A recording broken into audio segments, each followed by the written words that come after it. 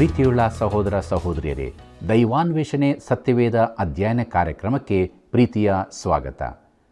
ಬಿಳಿ ಹಾಳೆಯ ಮೇಲೆ ಒಂದು ಕಪ್ಪು ಚುಕ್ಕೆ ಇದ್ದಾಗ ನಮ್ಮ ದೃಷ್ಟಿ ಮೊದಲು ಬೀಳುವುದು ಆ ಚುಕ್ಕೆಯ ಮೇಲೆ.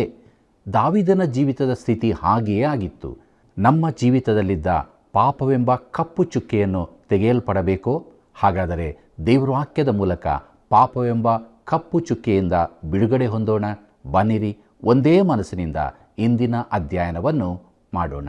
ಕರ್ತನಲ್ಲಿ ಪ್ರೀತಿಯುಳ್ಳ ಸಹೋದರ ಸಹೋದರಿಯರೇ, ಯಾರಾದರೂ ನನ್ನನ್ನು ಪ್ರೀತಿಸುವನಾದರೆ ನನ್ನ ಮಾತನ್ನು ಕೈಕೊಂಡು ನಡೆಯುವನು ಎಂಬುದಾಗಿ ಹೇಳಿದಂಥ ನಮ್ಮ ರಕ್ಷಕನಾದ ಯೇಸು ಕ್ರಿಸ್ತನ ಪರಿಶುದ್ಧವುಳ್ಳ ನಾಮದಲ್ಲಿ ನಿಮ್ಮೆಲ್ಲರನ್ನು ವಂದಿಸುತ್ತಾ ಇಂದಿನ ಕಾರ್ಯಕ್ರಮಕ್ಕೆ ಬಹು ಪ್ರೀತಿಯಿಂದ ಸ್ವಾಗತಿಸುತ್ತೇನೆ.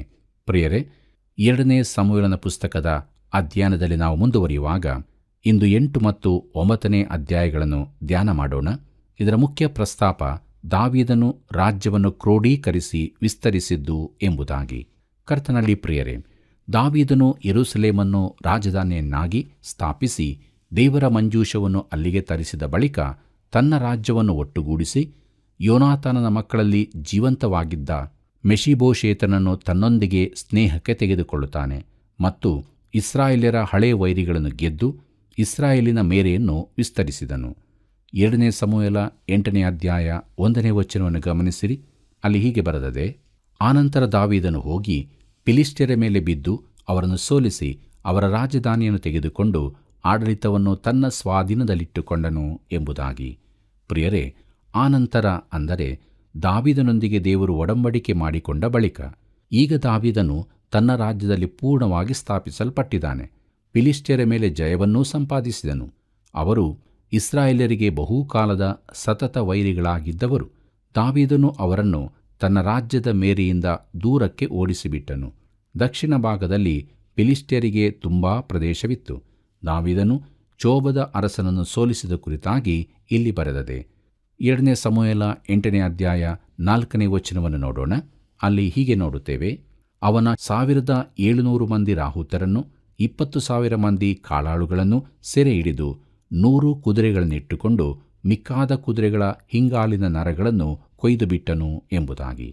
ಪ್ರಿಯರೇ, ಚೋಬದ ಅರಸನಾದ ಹದದೇಜೆರನ ರಾಜ್ಯವು ಯುಪ್ರಟೀಸ್ ನದಿಯವರೆಗೂ ವಿಸ್ತರಿಸಿತ್ತು. ದಾವೀದನು ಅವನಿಂದ 1,000 ರಥಗಳನ್ನು ಕೊಂಡುಕೊಂಡನೆಂದು ಹೇಳಿದೆ ಮತ್ತು ಅವರ ಕುದುರೆಗಳಲ್ಲಿ ಕೆಲವನ್ನು ಬಿಟ್ಟು ಉಳಿದವುಗಳನ್ನು ನಾಶಪಡಿಸಿದನು. ಧರ್ಮೋಪದೇಶ ಕಾಂಡದಲ್ಲಿ ಅರಸರುಗಳು ಕುದುರೆಗಳನ್ನು ಪತ್ನಿಯರನ್ನು ಹೆಚ್ಚಿಸಿಕೊಳ್ಳಬಾರದೆಂದು ದೇವರು ಹೇಳಿದ್ದನು. ದಾವೀದನು ಪತ್ನಿಯರನ್ನು ಹೆಚ್ಚಿಸಿಕೊಂಡಿದ್ದರೂ ಇಲ್ಲಿ ಕುದುರೆಗಳ ಕುರಿತು ದೇವರು ಹೇಳಿದ್ದ ನಿಯಮವನ್ನು ಪಾಲಿಸಿದನು. ಆದರೆ ಸೊಲೊಮೋನನು ಕುದುರೆಗಳನ್ನು ಪತ್ನಿಯರನ್ನು ಹೆಚ್ಚಿಸಿಕೊಂಡಿದ್ದನು. ಕರ್ತನಲ್ಲಿ ಪ್ರಿಯರೇ, ಈ ಅಧ್ಯಾಯದಲ್ಲಿ ತುಂಬಾ ವಿವರಗಳು ಕೊಡಲ್ಪಟ್ಟಿವೆ.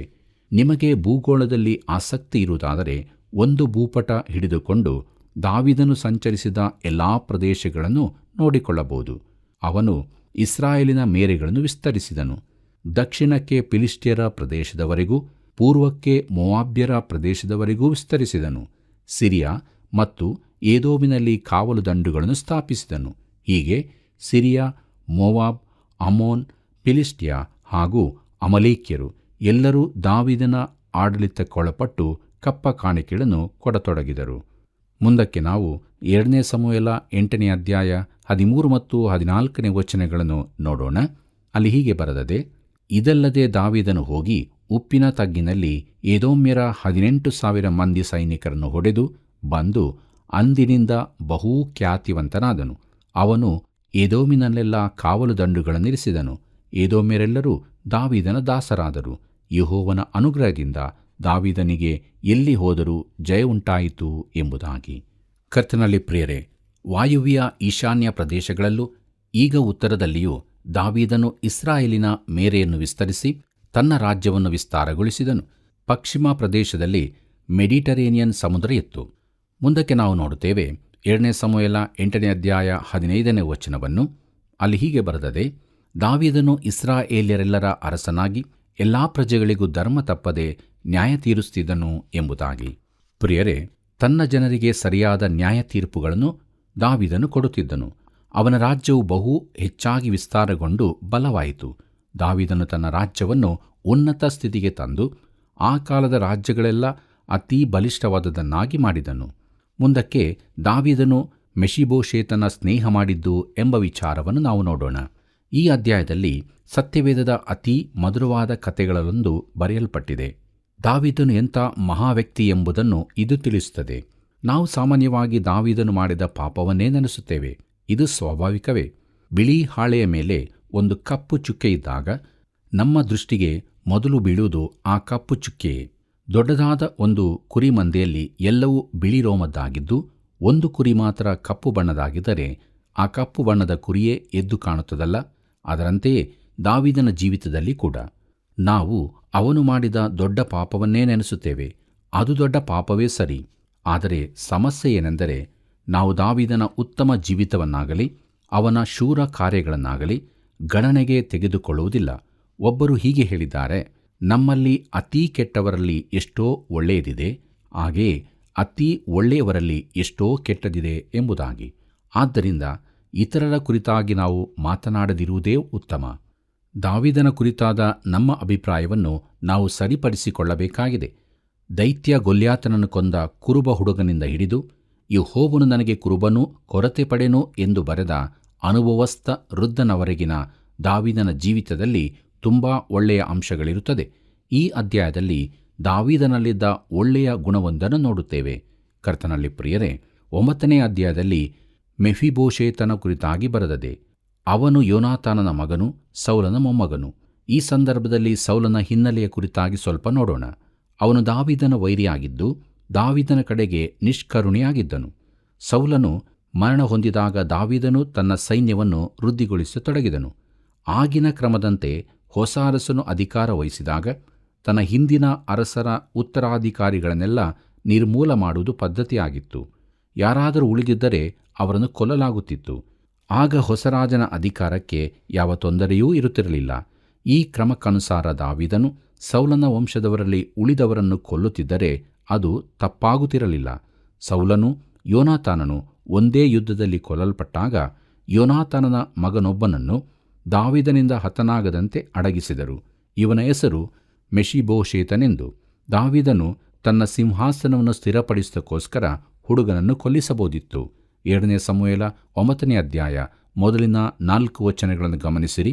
ಅಲ್ಲಿ ಹೀಗೆ ಬರೆದದೆ, ಒಂದು ದಿವಸ ದಾವೀದನು ಸೌಲನ ಮನೆಯವರಲ್ಲಿ ಯಾರಾದರೂ ಉಳಿದಿರುತ್ತಾರೋ ನಾನು ಅವರಿಗೆ ಯೋನಾತಾನನ ಸಲುವಾಗಿ ದಯೆ ತೋರಿಸಬೇಕೆಂದಿರುತ್ತೇನೆ ಅನ್ನಲು ಸೌಲನ ಮನೆಯಲ್ಲಿ ದಾಸನಾಗಿದ್ದ ಚೀಬನೆಂಬ ಒಬ್ಬ ಮನುಷ್ಯನನ್ನು ಕರಕೊಂಡು ಬಂದರು. ಅರಸನು ಅವನನ್ನು, ನೀನು ಚೀಬನೋ ಎಂದು ಕೇಳಲು ಅವನು, ನಿನ್ನ ಸೇವಕನಾದ ನಾನು ಚೀಬನೇ ಎಂದು ಉತ್ತರ ಕೊಟ್ಟನು. ಅರಸನು ಅವನಿಗೆ, ಸೌಲನ ಕುಟುಂಬದವರಲ್ಲಿ ಯಾರಾದರೂ ಉಳಿದಿದ್ದರೆ ಹೇಳು, ನಾನು ದೇವರನ್ನು ನೆನೆಸಿ ಅವರಿಗೆ ದಯೆ ತೋರಿಸುತ್ತೇನೆ ಅಂದನು. ಆಗ ಚೀಬನು ಅರಸನಿಗೆ, ಯೋನಾತಾನನಿಗೆ 2 ಕಾಲು ಕುಂಟಾದ ಒಬ್ಬ ಮಗನಿರುತ್ತಾನೆ ಎಂದು ಹೇಳಿದನು. ಅರಸನು ಎಲ್ಲಿರುತ್ತಾನೆ ಎಂದು ಅವನನ್ನು ಕೇಳಲು ಅವನು, ಲೋದೇಬಾರಿನಲ್ಲಿರುವ ಅಮ್ಮಿಹೇಲನ ಮಗನಾದ ಮಾಕೀರನ ಮನೆಯಲ್ಲಿರುತ್ತಾನೆ ಎಂದು ಉತ್ತರ ಕೊಟ್ಟನು ಎಂಬುದಾಗಿ. ಪ್ರಿಯರೇ, ಸೌಲನ ಸೇವಕನಾದ ಚೀಬನು ಮೆಫಿಬೋಶೇತನಿರುವ ಸ್ಥಳವನ್ನು ತಿಳಿಸಿದನು. ದಾವೀದನಿಗೆ ಅವನನ್ನು ಸುಲಭವಾಗಿ ಈಗ ಕೊಲ್ಲಬಹುದಿತ್ತು. ಮುಂದಕ್ಕೆ ನೋಡೋಣ. 2ನೇ ಸಮುವೇಲ 9ನೇ ಅಧ್ಯಾಯ 5 ಮತ್ತು 6ನೇ ವಚನವನ್ನು. ಅಲ್ಲಿ ಹೀಗೆ ಬರೆದದೆ, ಕೂಡಲೇ ಅರಸನು ದೂತರನ್ನು ಕಳುಹಿಸಿ ಅವನನ್ನು ಲೋದೇಬಾರಿನಲ್ಲಿದ್ದ ಅಮ್ಮಿಹೇಲನ ಮಗನಾದ ಮಾಕೀರನ ಮನೆಯಿಂದ ಕರೆಸಿದನು. ಸೌಲನ ಮೊಮ್ಮಗನು ಯೋನಾತಾನನ ಮಗನೂ ಆದ ಮೆಫಿಬೋಶೇತನು ಬಂದಾಗ ದಾವೀದನಿಗೆ ಸಾಷ್ಟಾಂಗ ನಮಸ್ಕಾರ ಮಾಡಿದನು. ದಾವೀದನು ಮೆಫಿಬೋಶೇತನೇ ಅನ್ನಲು ಅವನು, ನಿನ್ನ ಸೇವಕರಾದ ನಾನು ಇಲ್ಲಿದ್ದೇನೆ ಅಂದನು ಎಂಬುದಾಗಿ. ಪ್ರೀತಿಯುಳ್ಳ ದೇವಜನರೇ, ಮೆಫಿಬೋಶೇತನನ್ನು ದಾವೀದನೆದುರಿಗೆ ತಂದಾಗ ಅವನು ಸಾಷ್ಟಾಂಗ ನಮಸ್ಕಾರ ಮಾಡಿದನು. ಅರಸನು ತನ್ನನ್ನು ಕೊಲ್ಲಬಹುದೆಂದು ಅವನು ನೆನೆಸಿದನು. ಆದರೆ ದಾವೀದನು ಅವನನ್ನು ಹೆಸರಿನಿಂದ ಕರೆದು ನಯವಾಗಿ ಮಾತನಾಡಿದನು. 2ನೇ ಸಮುವೇಲ 9ನೇ ಅಧ್ಯಾಯ 7ನೇ ವಚನ ಹೀಗೆ ಹೇಳುತ್ತದೆ, ಆಗ ದಾವೀದನು ಅವನಿಗೆ, ಹೆದರಬೇಡ, ನಿನ್ನ ತಂದೆಯಾದ ಯೋನಾತಾನನನ್ನು ನೆನೆಸಿ ನಿನಗೆ ದಯೆ ತೋರಿಸುತ್ತೇನೆ. ನಿನ್ನ ಅಜ್ಜನಾದ ಸೌಲನ ಭೂಮಿಯನ್ನೆಲ್ಲ ನಿನಗೆ ಹಿಂದಕ್ಕೆ ಕೊಡುತ್ತೇನೆ ಮತ್ತು ನೀನು ಪ್ರತಿದಿನ ನನ್ನ ಪಂಕ್ತಿಯಲ್ಲಿ ಊಟ ಮಾಡಬೇಕು ಎಂದು ಹೇಳಿದನು ಎಂಬುದಾಗಿ. ಪ್ರೀತಿಯುಳ್ಳ ದೇವಜನರೇ, ದಾವೀದನು ಕೂಡಲೇ ಅವನ ಭಯವನ್ನು ನಿವಾರಿಸಿ ಅವನನ್ನು ತರಿಸಿಕೊಂಡದರ ಕಾರಣವನ್ನು ತಿಳಿಸಿದನು. ಅವನಿಗೆ ಅವನ ಸ್ವಾಸ್ಥ್ಯವನ್ನೆಲ್ಲ ತಿರುಗಿ ಕೊಡಿಸಿ ರಾಜನ ಪಂಕ್ತಿಯಲ್ಲಿ ಶಾಶ್ವತವಾದ ಸ್ಥಾನವನ್ನು ಕೊಟ್ಟನು. ತನ್ನ ಮಕ್ಕಳಲ್ಲಿ ಒಬ್ಬನಂತೆ ಗೌರವಿಸಿದನು. 2 ಸಮುವೇಲ 9ನೇ ಅಧ್ಯಾಯ 8ನೇ ವಚನ ಹೀಗೆ ಹೇಳುತ್ತದೆ, ಮೆಫಿಬೋಶೇತನು ಇದನ್ನು ಕೇಳಿ ಅರಸನಿಗೆ ಸಾಷ್ಟಾಂಗ ನಮಸ್ಕಾರ ಮಾಡಿ, ನೀನು ಸತ್ತ ನಾಯಿಯಂತಿರುವ ನನ್ನನ್ನು ಲಕ್ಷಿಸುವ ಹಾಗೆ ನಿನ್ನ ದಾಸನಾದ ನಾನು ಎಷ್ಟರವನು ಅಂದನು. ಪ್ರಿಯರೇ, ಮೆಫಿಬೋಶೇತನ ಪ್ರತಿಕ್ರಿಯೆಯನ್ನು ಗಮನಿಸಿರಿ. ಸಿಂಹಾಸನದಲ್ಲಿ ಬೇರೊಬ್ಬ ರಾಜನಿರುತ್ತಿದ್ದರೆ ತಾನು ಕೊಲ್ಲಲ್ಪಡುತ್ತಿದ್ದನು. ಆದರೆ ಈ ಪರಿಸ್ಥಿತಿ ತೀರಾ ಬೇರೆಯೇ ಆಗಿರುತ್ತದೆ. ಇದನ್ನು ತಿಳಿದುಕೊಂಡ ಮೆಫಿಬೋಶೇತನು ತಾನು ಸತ್ತ ನಾಯಿಯಂತಿದ್ದೇನೆಂದು ಹೇಳುತ್ತಾನೆ. ಆದರೆ ದಾವೀದನು ಅವನನ್ನು ಹಾಗೆಂದು ನೆನೆಸಲಿಲ್ಲ. ಅವನು ಹೇಳುತ್ತಾನೆ, ನೀನು ಸತ್ತ ನಾಯಿಯಲ್ಲ, ನೀನು ಮೆಫಿಬೋಶೇತನು, ನೀನು ಯೋನಾತಾನನ ಮಗನು, ನಾನು ನಿನಗೆ ದಯ ತೋರಿಸಬೇಕೆಂದಿದ್ದೇನೆ ಎಂದು. 2 ಸಮುವೇಲ 9ನೇ ಅಧ್ಯಾಯ 9 ಮತ್ತು 10ನೇ ವಚನವನ್ನು ಗಮನಿಸಿರಿ. ಅಲ್ಲಿ ಹೀಗೆ ಬರೆದದೆ, ಆನಂತರ ದಾವೀದನು ಸೌಲನ ಸೇವಕನಾದ ಚೀಬನನ್ನು ಕರೆದು ಅವನಿಗೆ, ನಿನ್ನ ಯಜಮಾನನಾದ ಸೌಲನಿಗೂ ಅವನ ಕುಟುಂಬದವರಿಗೂ ಇದ್ದದನ್ನೆಲ್ಲ ಅವನ ಮೊಮ್ಮಗನಿಗೆ ಕೊಟ್ಟಿರುತ್ತೇನೆ. ನೀನು, ನಿನ್ನ ಮಕ್ಕಳು, ದಾಸರು ನಿನ್ನ ಯಜಮಾನನ ಮೊಮ್ಮಗನಿಗೋಸ್ಕರ ಆ ಭೂಮಿಯನ್ನು ವ್ಯವಸಾಯ ಮಾಡಿ ಅದರ ಬೆಳೆಯನ್ನು ಇವನ ಮನೆಯವರ ಅಶನಾರ್ಥವಾಗಿ ತಂದು ಕೊಡಬೇಕು. ಇವನಿಗಾದರೂ ನಿತ್ಯವೂ ನನ್ನ ಪಂಕ್ತಿಯಲ್ಲಿ ಭೋಜನವಾಗುವುದು ಎಂದು ಹೇಳಿದನು. ಚೀಬನಿಗೆ 15 ಮಂದಿ ಗಂಡು ಮಕ್ಕಳು, 20 ಸೇವಕರು ಇದ್ದರು ಎಂಬುದಾಗಿ. ಕರ್ತನಲ್ಲಿ ಪ್ರೀತಿಯುಳ್ಳ ದೇವಜನರೇ, ಇದು ನಿಜವಾಗಿಯೂ ದೊಡ್ಡ ಕುಟುಂಬ. ಸೌಲನ ಆಸ್ತಿಯನ್ನೆಲ್ಲ ಮೆಫಿಬೋಶೇತನಿಗೆ ಕೊಡಲ್ಪಟ್ಟಿತು. ಅದು ನ್ಯಾಯವಾಗಿ ಅವನಿಗೆ ಸಲ್ಲಬೇಕಾದದ್ದು. ಅವನಿಗೆ ಸಿಗುವಂತೆ ದಾವೀದನು ಮಾಡಿದನು. 2 ಸಮುವೇಲ 9ನೇ ಅಧ್ಯಾಯ 11ನೇ ವಚನದಿಂದ 13ನೇ ವಚನದವರೆಗೆ ಗಮನಿಸಿರಿ. ಅಲ್ಲಿ ಹೀಗೆ ಬರೆದದೆ, ಚೀಬನು ಅರಸನಿಗೆ, ಒಡೆಯನಾದ ಅರಸನ ಅಪ್ಪಣೆಯಂತೆ ಸೇವಕನು ನಡೆಯುವನು ಎಂದು ಉತ್ತರ ಕೊಟ್ಟನು. ಈ ಪ್ರಕಾರ ಮೆಫಿಬೋಶೇತನು ರಾಜಪುತ್ರರಂತೆ ಅರಸನ ಪಂಕ್ತಿಯಲ್ಲಿ ಊಟ ಮಾಡುವನಾದನು. ಅವನಿಗೆ ಮೀಕನೆಂಬೊಬ್ಬ ಚಿಕ್ಕ ಮಗನಿದ್ದನು. ಚೀಬನ ಮನೆಯವರೆಲ್ಲರೂ ಅವನ ಸೇವಕರು. ಮೆಫಿಬೋಶೇತನಿಗೆ ಪ್ರತಿದಿನವೂ ರಾಜಪಂಕ್ತಿಯಲ್ಲಿ ಊಟವಾಗುತ್ತಿದ್ದರಿಂದ ಅವನು ಯೆರೂಸಲೇಮಿನಲ್ಲೇ ವಾಸಿಸಿದನು. ಅವನ 2 ಕಾಲುಗಳು ಕುಂಟಾಗಿದ್ದವು ಎಂಬುದಾಗಿ. ಕರ್ತನಲ್ಲಿ ಪ್ರೀತಿಯುಳ್ಳ ಸಹೋದರ ಸಹೋದರಿಯರೇ, ದಾವೀದನು ಮೆಫಿಬೋಶೇತನಿಗೆ ಮಾಡಿದ್ದು ಅದ್ಭುತವಾದದ್ದಾಗಿತ್ತು. ಇದರಲ್ಲಿ ನಾವು ಕಡೆಗಣಿಸಬಾರದಾಗಿರುವ ಕೆಲವು ವಿಶೇಷ ಆತ್ಮಿಕ ಸತ್ಯಗಳಿವೆ. ದಾವೀದನ ಮೇಜಿನಲ್ಲಿ ಕುಂಟನೊಬ್ಬನು ಶಾಶ್ವತವಾಗಿ ಉಣ್ಣುತ್ತಿದ್ದಾನೆಂಬುದನ್ನು ನೆನೆಸುವಾಗ ಕೀರ್ತನೆ 56:12 ವಚನ ನೆನಪಾಗುತ್ತದೆ. ಅದೇನೆಂದರೆ, ದೇವರೇ, ನಾನು ಜೀವದಿಂದ ಬೆಳಕಿನಲ್ಲಿದ್ದು ನಿನಗೆ ನಡೆದುಕೊಳ್ಳಬೇಕೆಂದು ನೀನು ನನ್ನ ಪ್ರಾಣವನ್ನು ಮರಣಕ್ಕೆ ತಪ್ಪಿಸಿ ನನ್ನ ಪಾದಗಳನ್ನು ಎಡವುದಂತೆ ಕಾದಿದ್ದೀ ಎಂಬುದಾಗಿ. ಮುಂದಕ್ಕೆ ಕೀರ್ತನೆ 73:3ನೇ ವಚನದಲ್ಲಿ ಹೀಗೆ ನೋಡುತ್ತೇವೆ, ನನ್ನ ಕಾಲುಗಳು ಜಾರಿದವುಗಳೇ, ನನ್ನ ಹೆಜ್ಜೆಗಳು ತಪ್ಪಿದವುಗಳೇ ಎಂಬುದಾಗಿ. ಪ್ರಿಯರೇ, ಕುಂಟು ಕಾಲು ಇರುವುದೆಂದರೆ ಏನೆಂದು ದಾವೀದನಿಗೆ ಗೊತ್ತಿತ್ತು. ಕೀರ್ತನೆ 116:9ನೇ ವಚನದಲ್ಲಿ ಹೀಗೆ ನೋಡುತ್ತೇವೆ, ನೀನು ನನ್ನ ಪ್ರಾಣವನ್ನು ಮರಣಕ್ಕೆ ತಪ್ಪಿಸಿ ಕಣ್ಣೀರನ್ನು ನಿಲ್ಲಿಸಿ ನನ್ನ ಪಾದಗಳನ್ನು ಎಡವುದಂತೆ ಕಾದಿದ್ದೀ ಎಂಬುದಾಗಿ ಅವನು ಹೇಳುತ್ತಾನೆ. ಕರ್ತನಲ್ಲಿ ಪ್ರಿಯರೇ, ಆಧುನಿಕ ತತ್ವಗಳು, ಮಾನವತ್ವವು ಮನುಷ್ಯನ ಕುರಿತು ಬೇರೆನೇ ಚಿತ್ರವನ್ನು ಕೊಡುತ್ತವೆ. ಕ್ರಿಸ್ತನು ಮಾನವನ ಆತ್ಮದ ಸೌಂದರ್ಯವನ್ನು ಪ್ರಕಟಿಸುವುದಕ್ಕಾಗಿ ಬಂದನು ಎಂದು ಒಬ್ಬ ಉದಾರವಾದಿ ಹೇಳಿದ್ದನ್ನು ಕೇಳಿದ್ದೆ. ಯೆರೆಮೀಯನ ಪ್ರವಾದನೆ ಗ್ರಂಥ 17ನೇ ಅಧ್ಯಾಯ 9ನೇ ವಚನ ಹೀಗೆ ಹೇಳುತ್ತದೆ, ಹೃದಯವು ಎಲ್ಲಕ್ಕಿಂತ ವಂಚಕ, ಗುಣವಾಗದ ರೋಗಕ್ಕೆ ಒಳಗಾಗಿದೆ ಎಂಬುದಾಗಿ. ಹೌದು ಪ್ರಿಯರೇ, ಹೃದಯದಿಂದ ಕೆಟ್ಟ ಯೋಚನೆಗಳು ಹೊರಡುತ್ತವೆ. ಅದರಲ್ಲಿ ತುಂಬ ಕೆಟ್ಟದ್ದೇ ತುಂಬಿದೆ. ಮಾನವ ಸ್ವಭಾವದಿಂದ ಒಳ್ಳೆಯದೇನನ್ನೂ ನಿರೀಕ್ಷಿಸಲು ಸಾಧ್ಯವಿಲ್ಲ. ಪೌಲನು ಹೇಳುತ್ತಾನೆ, ರೋಮಾಪುರದಕ್ಕೆ ಬರೆದ ಪತ್ರಿಕೆ 7ನೇ ಅಧ್ಯಾಯ 18ನೇ ವಚನದಲ್ಲಿ, ನನ್ನಲ್ಲಿ ಅಂದರೆ ನನ್ನ ಶರೀರಾಧೀನ ಸ್ವಭಾವದಲ್ಲಿ ಒಳ್ಳೆಯದೇನೂ ವಾಸವಾಗಿಲ್ಲವೆಂದು ನನಗೆ ತಿಳಿದದೆ. ಒಳ್ಳೆಯದನ್ನು ಮಾಡುವುದಕ್ಕೆ ನನಗೇನೂ ಮನಸ್ಸುಂಟು, ಆದರೆ ಅದನ್ನು ಮಾಡುವುದು ನನ್ನಿಂದಾಗದು ಎಂಬುದಾಗಿ. ಪ್ರಿಯರೇ, ಪೌಲನಿಗೆ ತನ್ನ ಶರೀರಾಧೀನ ಸ್ವಭಾವದ ಮೇಲೆ ನಂಬಿಕೆ ಇರಲಿಲ್ಲ. ಧರ್ಮಶಾಸ್ತ್ರವು ನಮ್ಮನ್ನು ಖಂಡಿಸುತ್ತದೆ. ಯೋಹಾನ ಬರೆದ ಸುವಾರ್ತೆ 14ನೇ ಅಧ್ಯಾಯ 6ನೇ ವಚನ ಹೀಗೆ ಹೇಳುತ್ತದೆ, ಯೇಸು ಅವನಿಗೆ, ನಾನೇ ಮಾರ್ಗವೂ ಸತ್ಯವೂ ಜೀವವೂ ಆಗಿದ್ದೇನೆ, ನನ್ನ ಮೂಲಕವಾಗಿ ಹೊರತು ಯಾರೂ ತಂದೆಯ ಬಳಿಗೆ ಬರುವುದಿಲ್ಲ ಎಂಬುದಾಗಿ. ಈ ಮಾರ್ಗದ ಮೂಲಕ ನಾವು ಬರುವಾಗ ಆತನು ನಮ್ಮನ್ನು ಸ್ವೀಕರಿಸುತ್ತಾನೆ. ಪ್ರೀತಿಯುಳ್ಳ ದೇವಜನರೇ, ದಾವೀದನು ಯೋನಾತಾನನ ನಿಮಿತ್ತದಿಂದಾಗಿ ಮೆಫಿಬೋಶೇತನಿಗೆ ದಯೆ ತೋರಿಸುತ್ತಾನೆ. ಈ ಘಟನೆಯಲ್ಲಿನ ಇನ್ನೊಂದು ಸತ್ಯ ಇದೇ ಆಗಿದೆ. ದಾವೀದನಿಗೆ ಆ ಹುಡುಗನ ಪರಿಚಯವಿರಲಿಲ್ಲ. ಆದರೆ ತಾನು ಪ್ರೀತಿಸಿದ್ದ ಯೋನಾತಾನನಿಗೋಸ್ಕರ ದಾವೀದನು ಇದನ್ನೆಲ್ಲ ಮಾಡಿದನು. ದಾವೀದನು ಈ ಹುಡುಗನನ್ನು ನೋಡಿದಾಗ ಅವನಲ್ಲಿ ಒಬ್ಬ ಕುಂಟನನ್ನು ಕಾಣದೆ ಯೋನಾತಾನನನ್ನು ಕಂಡನು. ಅವನು ಯೋನಾತಾನನೊಂದಿಗೆ ಒಡಂಬಡಿಕೆ ಮಾಡಿಕೊಂಡಿದ್ದನು. ಅವನಿಗೆ ತೋರಿಸಲ್ಪಟ್ಟ ಕರುಣೆ, ದಯೆ, ಕೃಪೆಗಳು ಇವನಿಗೋಸ್ಕರವಾದದ್ದು. ಕರ್ತನಲ್ಲಿ ಪ್ರಿಯರೇ, ದಾವೀದನಿಗೆ ಯೋನಾತಾನನು ಎಷ್ಟು ಪ್ರಿಯನಾಗಿದ್ದನೆಂದು ನಾವು ನೋಡಿದ್ದೇವೆ. ಅವನ ಮರಣ ವಾರ್ತೆ ತಿಳಿದಾಗ ದಾವೀದನು, ಅಯ್ಯೋ ಪರಾಕ್ರಮಶಾಲಿಗಳೇ, ಯುದ್ಧದಲ್ಲಿ ಹೇಗೆ ಮಡಿದು ಹೋದಿರಿ? ಯೋನಾತಾನನು ನಿಮ್ಮ ಬೆಟ್ಟಗಳಲ್ಲಿ ಹತನಾಗಿ ಬಿದ್ದಿದ್ದಾನಲ್ಲ. ಯೋನಾತಾನನೇ, ನನ್ನ ಸಹೋದರನೇ, ನಿನಗೋಸ್ಕರ ನನ್ನಲ್ಲಿ ಬಹು ಸಂಕಟ ಉಂಟಾಗಿದೆ. ನೀನು ನನಗೆ ಬಹು ಮನೋಹರನಾಗಿದ್ದಿ. ನನ್ನ ಮೇಲಿದ್ದ ನಿನ್ನ ಪ್ರೀತಿಯು ಆಶ್ಚರ್ಯಕರವಾದದ್ದೇ ಸರಿ, ಅದು ಸತಿ ಪ್ರೇಮಕ್ಕಿಂತ ಶ್ರೇಷ್ಠವಾದದ್ದು ಎಂಬುದಾಗಿ ಹೇಳಿದ್ದನ್ನು 2 ಸಮುವೇಲ 1ನೇ ಅಧ್ಯಾಯ 25 ಮತ್ತು 26ನೇ ವಚನದಲ್ಲಿ ಓದುತ್ತೇವೆ. ಪ್ರಿಯರೇ, ನಾವು ಕ್ರಿಸ್ತನನ್ನು ನಮ್ಮ ರಕ್ಷಕನನ್ನಾಗಿ ಅಂಗೀಕರಿಸಿದಾಗ ನಾವು ಪ್ರಿಯನಲ್ಲಿ ಸ್ವೀಕರಿಸಲ್ಪಟ್ಟೆವು ಎಂಬುದಾಗಿ ದೇವರು ತನ್ನ ವಾಕ್ಯದಲ್ಲಿ ತಿಳಿಸಿದ್ದಾನೆ. ಎಫೆಸದವರಿಗೆ ಬರೆದ ಪತ್ರಿಕೆ 1ನೇ ಅಧ್ಯಾಯ 6ನೇ ವಚನ ಇದನ್ನು ಹೇಳುತ್ತದೆ. ದೇವರು ಕ್ರಿಸ್ತನಲ್ಲಿ ನನ್ನನ್ನು ನಿನ್ನನ್ನು ನೋಡುವಾಗ ಆತನು ನಮ್ಮನ್ನು ಅಂಗೀಕರಿಸಿ ರಕ್ಷಿಸುತ್ತಾನೆ. ಪ್ರೀತಿಯುಳ್ಳ ದೇವಜನರೇ, ಮೆಷಿಬೋಶೇತನ ಕುಂಟು ಕಾಲುಗಳ ವಿಚಾರ ದಾವೀದನು ಏನೂ ಹೇಳಲಿಲ್ಲ. ದಾವೀದನು ಅದರ ಕುರಿತಾಗಿ ಹೇಳಿದ್ದು ಎಲ್ಲಿಯೂ ಬರೆದಿಲ್ಲ. ನಿನಗೆ ಕಾಲು ಕುಂಟಾದದ್ದು ದುರದೃಷ್ಟಕರ ಎಂದು ದಾವೀದನು ಹೇಳಲಿಲ್ಲ. ಅವನನ್ನು ರಾಜಕುಮಾರನಂತೆ ನೋಡಿಕೊಂಡನು. ಅವನು ಅರಸನ ಪಂಕ್ತಿಯಲ್ಲಿ ಕುಳಿತುಕೊಂಡಾಗ ಅವನ ಕಾಲುಗಳು ನಾರುಮಡಿಯಿಂದ ಆವರಿಸಲ್ಪಟ್ಟಿರುತ್ತಿತ್ತು. ಕರ್ತನಾದ ಯೇಸು ಕ್ರಿಸ್ತನ ರಕ್ತದಿಂದ ನಮ್ಮ ಪಾಪಗಳು ತೊಳೆಯಲ್ಪಟ್ಟಿರುವುದರಿಂದ ದೇವರು ಅದನ್ನು ಮರೆತು ಬಿಡುತ್ತಾನೆ. ಪ್ರಿಯರೇ, ದೇವರು ನಮ್ಮ ಪಾಪಗಳನ್ನು ಕ್ಷಮಿಸುವ ಮಾರ್ಗ ಇದೊಂದೇ ಆಗಿದೆ. ಇಬ್ರಿಯ ಗ್ರಂಥಕರ್ತನು ಹೀಗೆ ಬರೆಯುತ್ತಾನೆ.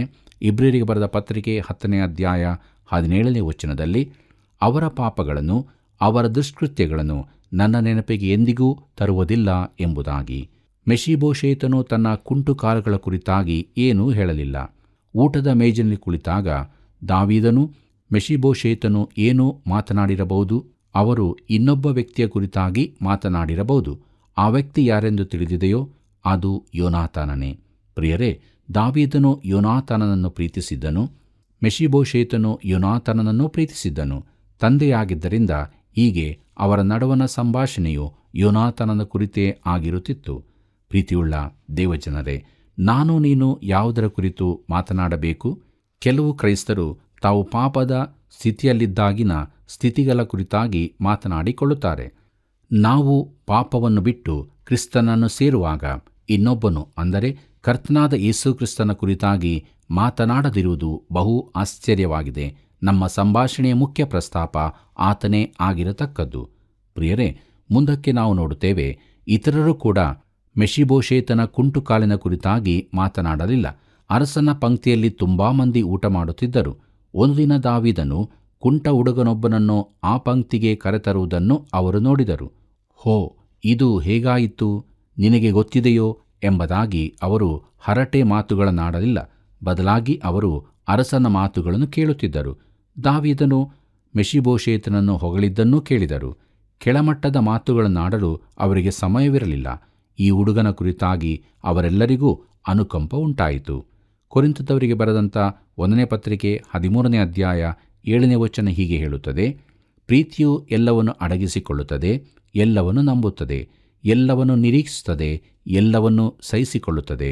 ಮುಂದಕ್ಕೆ ಕೊರಿಂಥದವರಿಗೆ ಬರೆದಂಥ 13ನೇ ಅಧ್ಯಾಯ 8ನೇ ವಚನ ಹೀಗೆ ಹೇಳುತ್ತದೆ. ಪ್ರೀತಿಯು ಎಂದಿಗೂ ಬಿದ್ದು ಹೋಗುವುದಿಲ್ಲ ಎಂಬುದಾಗಿ. ಪ್ರೀತಿಯುಳ್ಳ ದೇವಜನರೇ, ದಾವೀದನು ಈ ಹುಡುಗನನ್ನು ಪುನಃ ನಡೆಯುವಂತೆ ಮಾಡಲು ಸಾಧ್ಯವಿರಲಿಲ್ಲ. ಅದರಂತೆ ನೀನು ದೇವರಿಗೆ ಮೆಚ್ಚುಗೆಯಾಗುವಂತೆ ನಡೆಯಲಾರಿ ಎಂಬುದು ನಿನಗೆ ಮನವರಿಕೆಯಾದರೆ ಕರ್ತನಾದ ಯೇಸು ಕ್ರಿಸ್ತನ ಕಡೆಗೆ ತಿರುಗಿಕೋ. ಸ್ನೇಹಿತರಿಂದ ಕೆಳಗಿಳಿಸಲ್ಪಟ್ಟ ಪಾರ್ಶ್ವವಾಯು ರೋಗಿಗೆ ಯೇಸು, ಮಗನೇ, ಧೈರ್ಯವಾಗಿರು, ನಿನ್ನ ಪಾಪಗಳು ಕ್ಷಮಿಸಲ್ಪಟ್ಟಿವೆ ಎಂದು ಹೇಳಿದನು. ಮತ್ತಾಯನ ಬರೆದ ಸುವಾರ್ತೆ 9ನೇ ಅಧ್ಯಾಯ 2ನೇ ವಚನದಿಂದ 5ನೇ ವಚನದವರೆಗೆ ಓದುವಾಗ ಇದನ್ನಾವು ಕಂಡುಕೊಳ್ಳುತ್ತೇವೆ. ಅಪೊಸ್ತಲನಾದ ಪೌಲನು ಹೀಗೆ ಒತ್ತಾಯಿಸುತ್ತಾನೆ. ಎಫೆಸದವರಿಗೆ ಬರೆದ ಪತ್ರಿಕೆ 4ನೇ ಅಧ್ಯಾಯ 1 ಮತ್ತು 2ನೇ ವಚನದಲ್ಲಿ ಅಲ್ಲಿ ಹೀಗೆ ಬರೆದದೆ, ನೀವು ದೇವರಿಂದ ಕರೆಯಲ್ಪಟ್ಟವರಾದ ಕಾರಣ ಯೋಗ್ಯರಾಗಿ ನಡೆದುಕೊಳ್ಳಬೇಕೆಂದು ಕರ್ತನ ಸೇವೆಯಲ್ಲಿ ಸೆರೆಯವನಾದ ನಾನು ನಿಮ್ಮನ್ನು ಪ್ರಬೋಧಿಸುತ್ತೇನೆ. ನೀವು ಪೂರ್ಣ ವಿನಯ ಸಾತ್ವಿಕತ್ವಗಳಿಂದಲೂ ದೀರ್ಘಶಾಂತಿಯಿಂದಲೂ ಕೂಡಿದವರಾಗಿ ಪ್ರೀತಿಯಿಂದ ಒಬ್ಬರನ್ನೊಬ್ಬರು ಸಹಿಸಿಕೊಳ್ಳಿರಿ ಎಂಬುದಾಗಿ. ಪ್ರಿಯರೇ, ನಿನ್ನ ನಡೆಯಲ್ಲಿ ನೀನು ಸೋಲುವುದಾದರೆ ಸಹಾಯಕ್ಕಾಗಿ ಕ್ರಿಸ್ತನ ಕಡೆಗೆ ತಿರುಗಿಕೋ. ಕ್ರಿಸ್ತನು ಎಲ್ಲ ಮಾರ್ಗಗಳಲ್ಲೂ ರಾಜಬೀದಿಗಳಲ್ಲೂ ನಿನ್ನ ಊರಿನ ಹಾದಿಗಳಲ್ಲೂ ಕರೆಯನ್ನು ಘೋಷಿಸುತ್ತಿದ್ದಾನೆ. ನೀನು ಇದ್ದಂತೆಯೇ ನನ್ನ ರಕ್ಷಣೆಯ ಮೇಜಿನ ಬಳಿಗೆ ಬಾ, ನಾನು ನಿನ್ನನ್ನು ಪೋಷಿಸುತ್ತೇನೆ ಎಂಬುದಾಗಿ. ಮತ್ತಾಯನ ಬರೆದ ಸುವಾರ್ತೆ 11ನೇ ಅಧ್ಯಾಯ 28ನೇ ವಚನದಲ್ಲಿ ಆತನು ಹೇಳುತ್ತಾನೆ, ಎಲೈ ಕಷ್ಟಪಡುವವರೇ, ಹೊರೆಹೊತ್ತವರೇ, ನೀವೆಲ್ಲರೂ ಆತನ ಬಳಿಗೆ ಬನ್ನಿರಿ, ನಾನು ನಿಮಗೆ ವಿಶ್ರಾಂತಿ ಕೊಡುತ್ತೇನೆ ಎಂಬುದಾಗಿ. ಹೌದು ಪ್ರಿಯರೇ, ಈ ಅಧ್ಯಾಯದಲ್ಲಿ ದೇವರ ಪ್ರೀತಿಯ ಕುರಿತಾದ ಎಂತಹ ಮಧುರ ಚಿತ್ರಣ ಕೊಡಲ್ಪಟ್ಟಿದೆಯಲ್ಲವೇ?